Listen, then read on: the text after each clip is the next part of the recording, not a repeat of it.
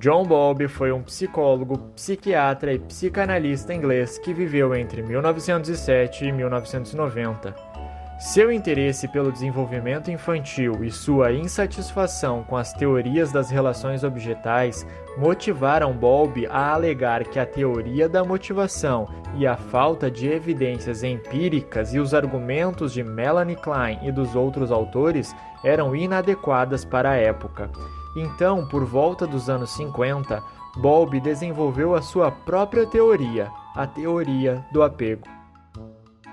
Com o intuito de estudar a ligação materna e a criança, o psiquiatra Bowlby passou a estudar os efeitos do apego à mãe, mas além disso, os efeitos do cuidado inadequado na primeira infância. Ele observou vários efeitos no desenvolvimento quando ocorre um rompimento na interação com a mãe, na infância, sendo então criada a teoria do apego por ele, com a ajuda de outros pesquisadores que o incentivaram. Os termos de modelo de apego eram um processo que ele chamava de construção dos modelos internos de funcionamento. Para ele, os indivíduos criam conforme sua criação um projeto interno a partir das primeiras experiências com suas figuras de apego. Dependendo de como a criança foi tratada na primeira infância, ela constrói um modelo representacional de si, e a partir deste modelo, se houver um sentimento de confiança segura em suas representações familiares, ela irá acreditar em si, buscar sua liberdade e tornar-se independente. Sendo essa imagem formada, ela é crucial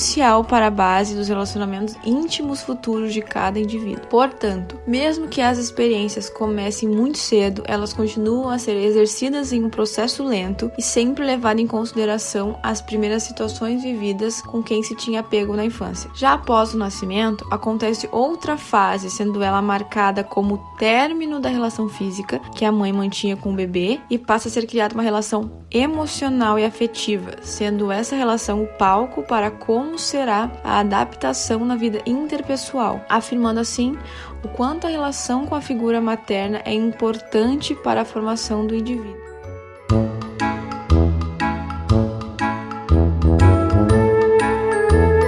Os perfis de vínculo ou apego desenvolvidos por Bowlby são indicativos da qualidade da relação entre o cuidador e o bebê. Existem 3 tipos de perfis, sendo eles o apego seguro, o apego inseguro evitativo e o apego inseguro ansioso. O primeiro desses perfis, o apego seguro, tende a ser desenvolvido quando os cuidadores são mais atenciosos e carinhosos com a criança. As crianças com esse tipo de afeto tendem a apresentar um comportamento mais confiante e têm uma visão mais positiva de si mesmas, possuem menos medo do abandono. Essas crianças tendem a desenvolver relações majoritariamente saudáveis, positivas e duradouras. O segundo perfil de apego, o apego inseguro evitativo, ocorre quando a criança evita ativamente a interação com os pais, preferindo estabelecer relações com estranhos. Esse tipo de apego tende a ser desenvolvido a partir do comportamento frio e distante dos cuidadores, apresentando indiferença em relação à criança. As crianças com esse tipo de tratamento tendem a desenvolver uma grande insegurança e uma imagem negativa de si mesmas, suprimindo seus sentimentos para evitar frustrações. Tendem a ter maiores dificuldades de criar relacionamentos, sempre prevendo a rejeição alheia,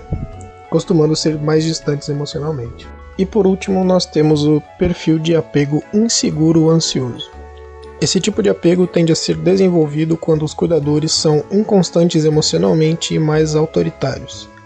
As crianças com esse tipo de afeto possuem maior predisposição para o desenvolvimento de problemas relacionados à ansiedade ao decorrer da vida, por estarem expostas desde cedo a comportamentos inconstantes por parte dos cuidadores. Essas crianças tendem a ter relações conflituosas e curtas, por serem mais agressivas que outras pessoas.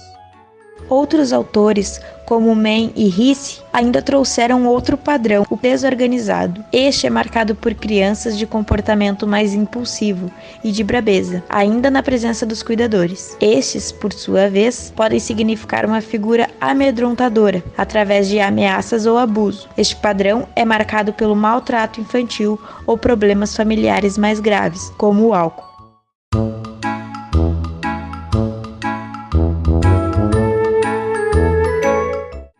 Entre os 6 meses de idade até os 3 anos, a criança passa por uma espécie de período sensível ao comportamento de vinculação, Ou seja, existem muitos prejuízos caso não ocorra essa troca de proteção e afeto. A criança torna-se um pouco mais vulnerável. Sabemos que essas vivências de situações de separações causam diversos prejuízos. Podemos observar isso na fase adulta, onde, com o objetivo de ter o controle sobre o mundo externo, a pessoa tende a manter-se afastada de qualquer tipo de situação onde possa ocorrer a criação de um vínculo e a ruptura do mesmo. A longa duração do sofrimento e a dificuldade de superar as perdas trazem muitas consequências para o funcionamento da criança no futuro. Acredita-se que as crianças sofrem menos ou choram poucos dias, pois têm uma compreensão limitada do que é perder o vínculo materno. A tendência de crianças que passam por situações de perdas, levando em consideração a suspeita que na origem das pessoas está a não aceitação da separação com o vínculo materno, é de que estabeleçam somente relações superficiais e efêmeras. Bowlby chama esses processos de luto, que abrangem diversos processos psicológicos aflitivos. Questões relacionadas à separação da criança com a mãe nos primeiros anos de idade foram definidas por Bowlby como desapego. Essa definição leva em consideração a reação dessa criança mediante ao reencontro com a mãe. É importante lembrarmos que a infância é muito marcante e muitas construções são consolidadas nesse período, como mencionamos a vinculação. No entanto, ao longo da vida, temos a oportunidade de encontrar caminhos diferentes através das experiências, e, por exemplo, uma pessoa que passou a vida só e com comportamentos de evitação possa se tornar alguém menos solitário e mais confiante. O resultado da personalidade é a combinação de construções na infância e interações ao longo da vida.